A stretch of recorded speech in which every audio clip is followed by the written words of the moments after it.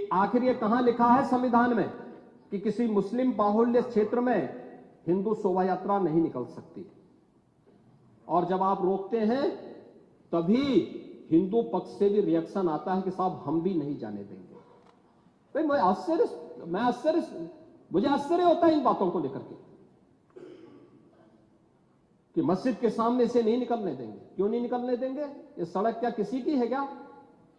ये सार्वजनिक मार्ग है, कैसे आप रोक सकते हैं?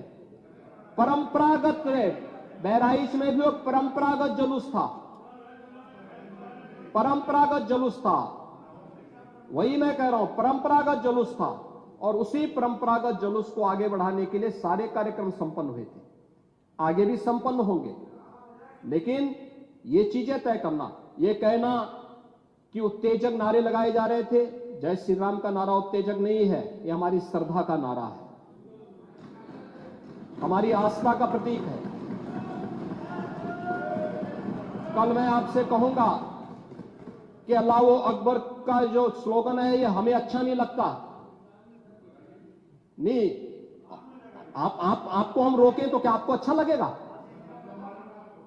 नहीं आपको नहीं, मुझे मतलब होने की आवश्यकता ही नहीं, मुझे आवश्यकता ही नहीं इसकी, नहीं मुझे इसकी आवश्यकता ही नहीं है, मुझे इसकी आवश्यकता ही नहीं, क्योंकि मेरी तो विरासत इतनी लंबी चौड़ी है, इतनी प्राचीन है कि मैं उस परंपरा को ही लेकर के चले जाऊं। मैं जय श्री राम का नारा, हर हर महादेव का नारा और राधे राधे राधे राधे के संबोधन से ही अपना पूरा जीवन काट सकता हूं। मुझे किसी और स्लोगन की आवश्यकता ही नहीं है। मुझे कोई अन्य नारे की आवश्यकता ही नहीं है, कोई अन्य संबोधन की आवश्यकता नहीं। लेकिन मैं आपसे कहना चाहता हूं, कल कोई आपसे कहेगा, कोई हिंदू भी ये कहेगा कि साहब हमें भी परेशानी है, आप लोग मत बोलिए, क्या आपको अच्छा लगेगा?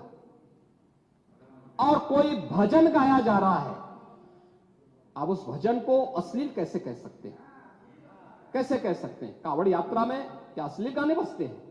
अरे भगवान शिव के गाने बजते हैं, भगवान शिव के भजन गाए जाते हैं। दुर्गा पूजा के दौरान तो शोभा यात्रा निकलती है, जगत जननी मां भगवती दुर्गा के आरतियां बजती हैं, उनकी चालीसा बजती है, हनुमान चालीसा बजता है। ये हमारे यहां शक्ति के प्रतीक भी है और भक्ति के प्रतीक भी है। नहीं तो वही तो ऐतराज है, समस्या तो उसी बात को लेकर के है, सारा विवाद तो उसी बात को लेकर के है, सारा विवाद तो उसी बात को लेकर के है। और मुझे लगता है आपने बाबरनामा पढ़ा होता तो आप मुझसे बहस करते ही नहीं, जिसमें स्वयं मीर बाकी के द्वारा हरिहर मंदिर तोड़ने का जिक्र किया गया है। क्या बात करते हैं आप?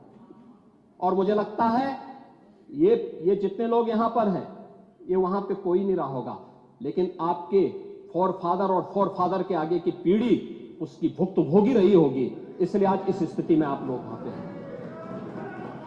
कुंदरकी में लोगों का एहसास हुआ है, एक दिन एहसास आपको भी होगा और जरूर होगा। और इसीलिए मैं आपसे कहना चाहूंगा कि ये सनातन की जीत है, जो कुंदरकी की जीत है, ये भारत की वास्तविक जीत है, ये भारत के संविधान की जीत है।